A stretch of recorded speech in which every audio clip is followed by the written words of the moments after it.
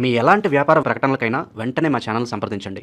అందరికి నమస్కారం, నేను శిరీష. ప్రస్తుతం మనతో పాటు ఉన్నారు ప్రముఖ ఆధ్యాత్మికవేత్త, జ్యోతిష పండితులు, వేదిక ఆస్ట్రాలజర్ అవినాష్ దాస్ గారు. గురుగారితో మాట్లాడదాం. నమస్కారం గురుగారు.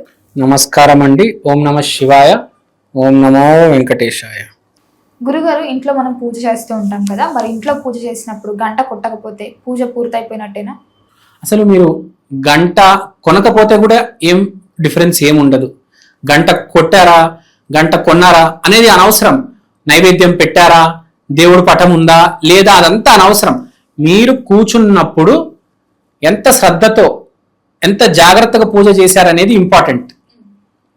మీరు ఇప్పుడు ఎన్నిసార్లు గంట కొట్టినా, నైవేద్యం ఎంత బాగా చేసినా అంత వేస్ట్.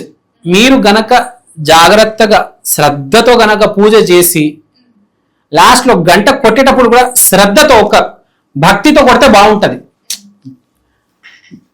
మీకు పూజ అనేది అదొక చాలా పుణ్యకార్యం.